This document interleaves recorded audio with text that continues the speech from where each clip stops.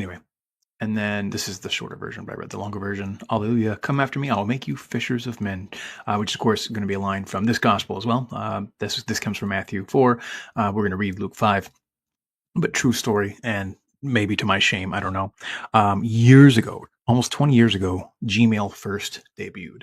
And I was a little neophyte Catholic Christian believer, still really big into, jam bands. I was a really big Fish guy. And I thought I had the greatest email ever. And it was a fisher of men. I will make you fishers of men. But I spelled it with a PH, Fisherofmen, a fisher of men. I was like, oh, that's really clever. It's a biblical allusion to building the kingdom, but it also gives a nod towards a band that I still really enjoy.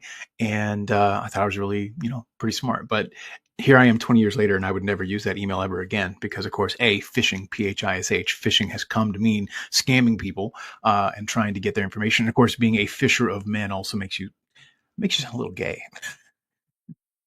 So if people don't know the scriptural reference, they're like, what does that mean? A fisher of men? Like, that's really awkward. So anyway, old email addresses I don't use anymore.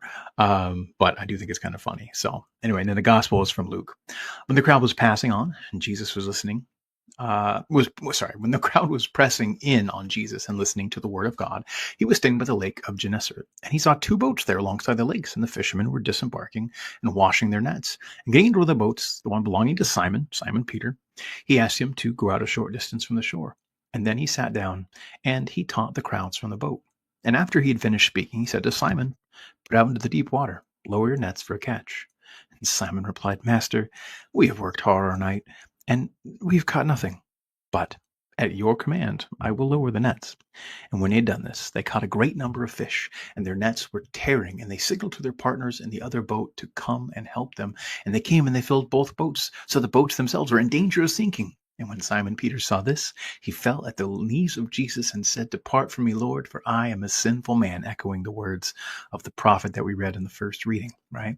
"Depart from me, Lord, for I am a sinful man." For astonishment at the catch of the fish that they had made seized him and all those who were with him. Likewise, James and John, the sons of Zebedee, who were partners of Simon.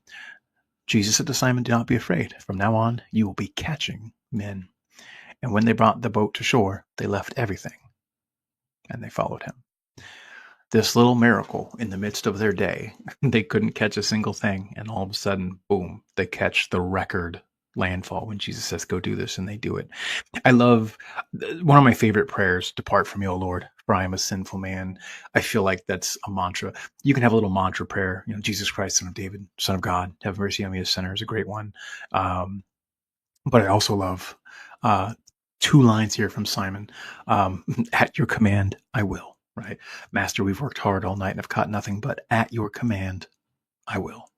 And that's the disposition we need to have towards Christ. And that's a disposition I, for one, struggle hard to have towards Christ.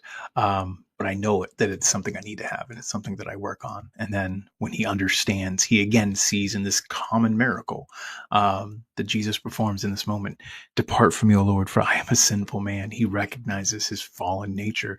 They all do. In fact, they're all so blown away at how many fish this guy just caught that they give up fishing. Like, they caught all the fish they ever need to catch for the rest of their life, functionally. Now, Peter will go on and catch at least one more fish, we know, because Jesus tells him to go and catch a fish, and in its mouth there was a denarius or whatever it was to pay the temple tax. So we know that Peter caught at least one more fish. But from that point on, he was more of a fisher of men.